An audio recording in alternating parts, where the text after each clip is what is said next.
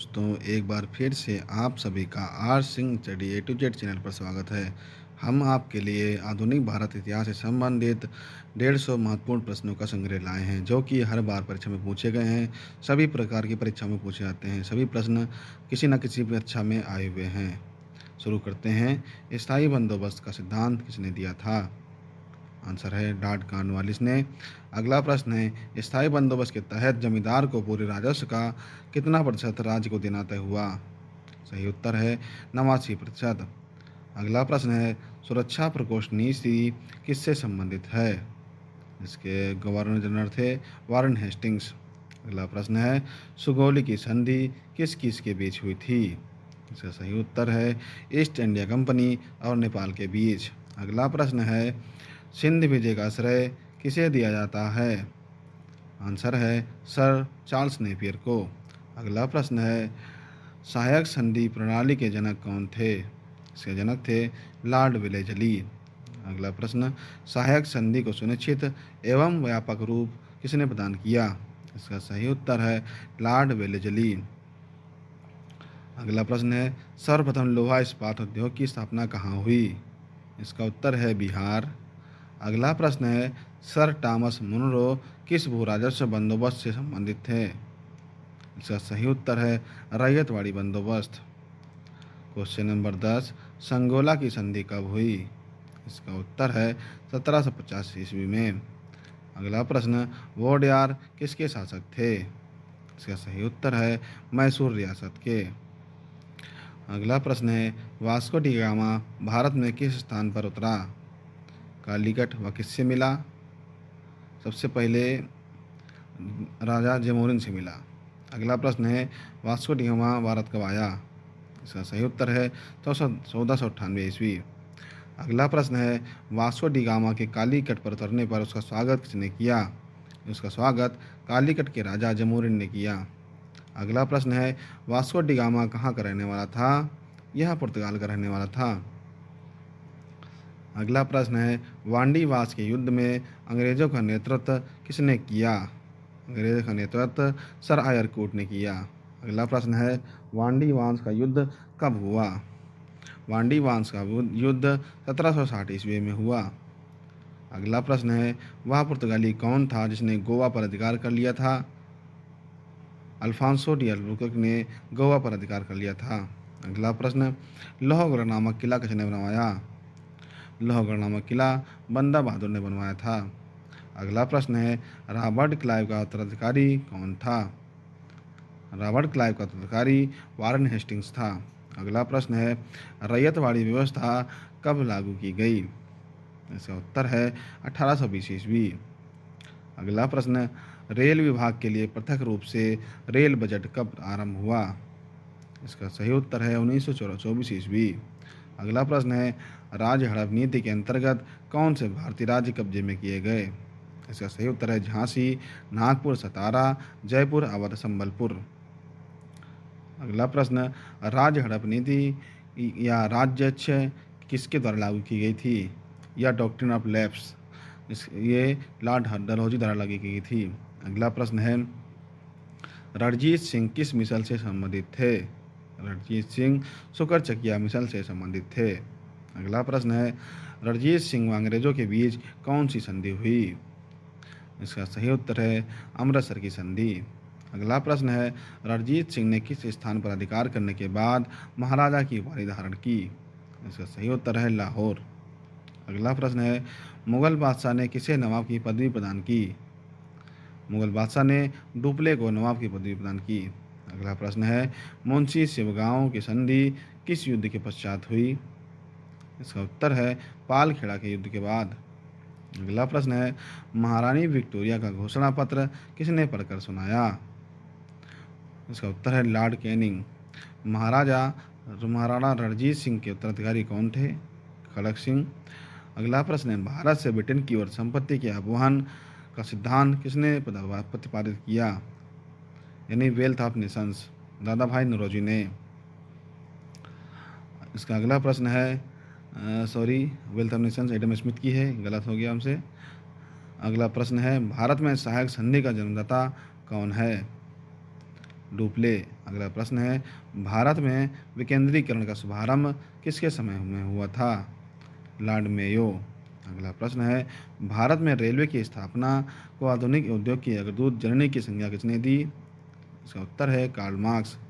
अगला प्रश्न है भारत में भारतीयों द्वारा 1881 ईस्वी में स्थापित तथा उनके प्रबंध में चलने वाला सीमित देयता का प्रथम बैंक कौन सा था? इसका उत्तर है अवध कमर्शियल बैंक। भारत में ब्रिटिश भू राजस्व प्रणाली का अधिक लाभ किसे प्राप्त हुआ? इसका अधिक लाभ तो जमींदार को प्राप्त हुआ। अगला प्रश्न है भारत में प्रथम रेलवे लाइन किसने बिछवाई? इसका सही उत्तर है जॉर्ज क्लार्क। भारत में पुर्तगाली साम्राज्य का संस्थापक किसे माना जाता है? इसका उत्तर है अल्फांसो डी अल्बुकर्क। अगला प्रश्न है भारत में पहली सूती वस्त्र मिल कहाँ स्थापित की गई? इसका उत्तर है मुंबई में। अगला प्रश्न है भारत में पहली बार मुद्रण मशीन का स्थापना किसने की? इसका उत्तर है पुर्तगालियों ने। भारत में पहली पटसन मिल कहाँ स्थापित की गई?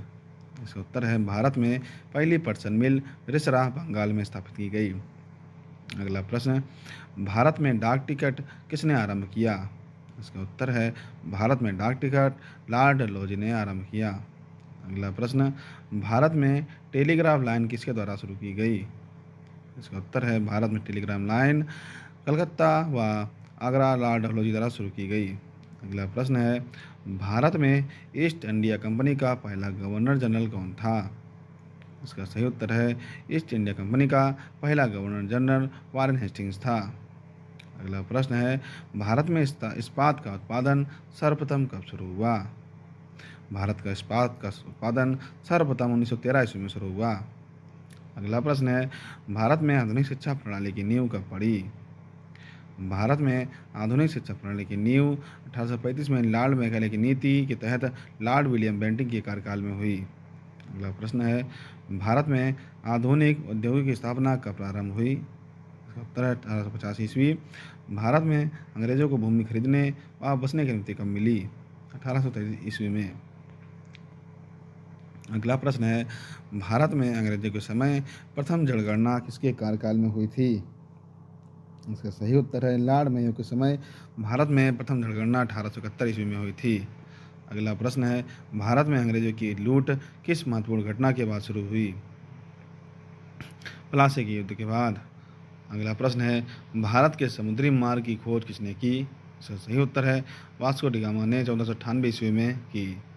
अगला प्रश्न है भारत के किस गवर्नर जनरल के समय सिंध का विलय अंग्रेजी राज्य में किया गया? इसका उत्तर है लॉर्ड एलनबरो। अगला प्रश्न है भारत की आर्थिक राजधानी क्या है? मुंबई शहर। अगला प्रश्न है भारत का प्रथम वायसराय कौन था? Lord Canning. अगला प्रश्न है भारत का प्रथम गवर्नर जनरल कौन था? सही उत्तर है लॉर्ड विलियम बेंटिक।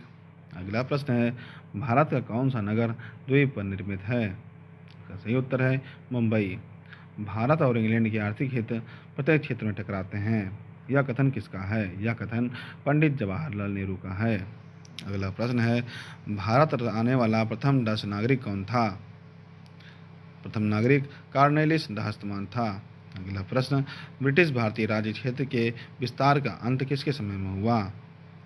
इसका विस्तार डफरिन के समय में हुआ। अगला प्रश्न है ब्रिटिश के साथ बेसिन की संधि किस पेशवा ने की थी? ब्रिटिश के साथ बेसिन की संधि बाजीराव द्वितीय ने की थी। अगला प्रश्न है बैरकपुर में सैन्य विद्रोह कब आरंभ हुआ? इसका सही उत्तर है 1820 ईस्वी में।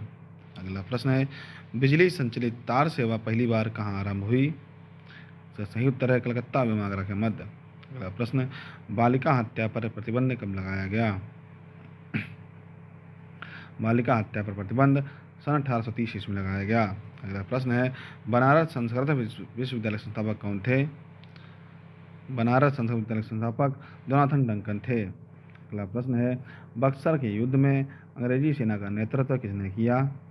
इसका सही उत्तर है हैक्टन मुनरो। अगला प्रश्न बक्सर के युद्ध 1764 ईस्वी के समय दिल्ली का शासक कौन था? इसका सही उत्तर है शाह आलम द्वितीय।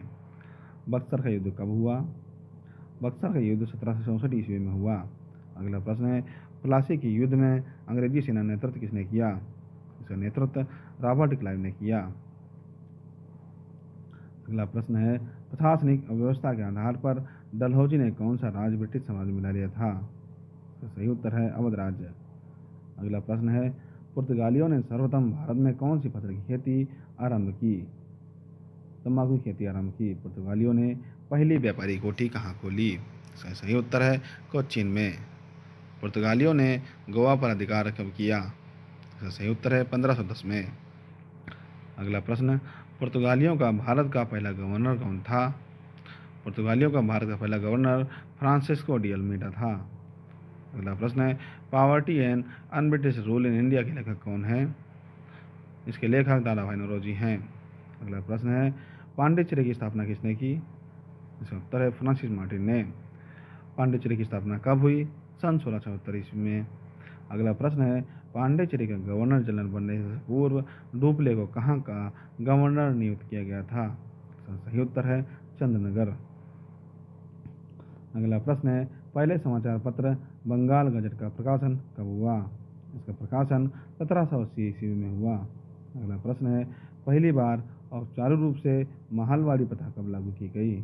औपचारिक रूप से पहली बार सन 1822 ईस्वी में लागू की गई। अगला प्रश्न है पंजाब में सिख राज्य के संस्थापक कौन थे? इसके संस्थापक महाराजा रणजीत सिंह थे। अगला प्रश्न है पंजाब के राजा रणजीत सिंह की राजधानी क्या थी? लाहौर। अगला प्रश्न है नील कृष्ण की दुर्दशा पर लिखी गई पुस्तक नील दर्पण के लेखक कौन थे? इसके लेखक दीनबंधु मित्र थे। 84। अगला प्रश्न है नरबली प्रथा का अंत किस गवर्नर के काल में हुआ? सही उत्तर है लॉर्ड डलहौजी। अगला प्रश्न है द्वैध शासन का अंत किसने किया? द्वैध शासन का अंत वारेन हेस्टिंग्स ने किया। अगला प्रश्न है the economic history of India नामक पुस्तक किसने लिखी? इसको रमेश चंद्र दत्त ने लिखी। अगला प्रश्न है तृतीय कर्नाटक युद्ध की संधि का नाम क्या था? इसका सही उत्तर है पेरिस की संधि। तीसरे आंग्ल मैसूर युद्ध को रोकने के लिए टीपू सुल्तान ने कौन सी संधि की? सही उत्तर है श्रीरंगपट्टम की संधि। अगला प्रश्न है डेनमार्क की प्रथम व्यापारिक कंपनी का गठन कब हुआ? 1616 ईस्वी में। अगला प्रश्न है डुप्ले भारत का फ्रेंच गवर्नर कब बना? डुप्ले भारत का फ्रेंच गवर्नर सन 1742 ईस्वी में बना। अगला प्रश्न है डुप्ले के बाद पांडिचेरी का गवर्नर जनरल कौन बना? इसका सही उत्तर है डुप्ले के बाद पांडिचेरी का गवर्नर जनरल गोडेहू बना। अगला प्रश्न है डिंडीगुल क्या है? डिंडीगुल तमिलनाडु के एक शहर का नाम है। अगला प्रश्न है डचों ने गोवा पर आक्रमण कब किया? डचों ने गोवा पर आक्रमण 1647 ईस्वी में किया। अगला प्रश्न है डचों ने अपनी पहली फैक्ट्री 1605 ईस्वी में कहाँ स्थापित की? इसका सही उत्तर है डचों ने अपनी पहली फैक्ट्री 1605 ईस्वी में मसूलीपट्टनम में स्थापित की। अगला प्रश्न ठगों का दमन किसने किया? ठगों का दमन कर्नल स्लीमैन ने किया। अगला प्रश्न है ठगी प्रथा के उन्मूलन में कौन से गवर्नर जनरल की प्रमुख भूमिका थी? विलियम बेंटिक की भूमिका प्रमुख थी। अगला प्रश्न है टेनेसी एक्ट या काश्तकारी अधिनियम कब लागू हुआ? यह अधिनियम सन 1822 ईस्वी में लागू हुआ। अगला प्रश्न है टीपू सुल्तान की राजधानी कहाँ थी? इनकी राजधानी श्रीरंगपट्टनम थी। टीपू सुल्तान की मृत्यु कहाँ हुई? मृत्यु भी इनकी राजधानी श्रीरंगपट्टनम में हुई। टीपू सुल्तान की मृत्यु कब हुई थी? 1799 ईस्वी में इनकी मृत्यु हुई थी। अगला प्रश्न है जहांगीर ने किसे खान की उपाधि दी? स्टेफन हॉकिंस को जहांगीर ने खान की उपाधि दी। अगला प्रश्न है चंद्रनगर की बस्ती फ्रांसीसियों को किसने भेंट की थी? यह बस्ती फ्रांसीसियों को शाइस्ता खान ने भेंट की थी। अगला प्रश्न है गोवा, दमन व दीव का उपनिवेशीकरण किसके द्वारा किया गया?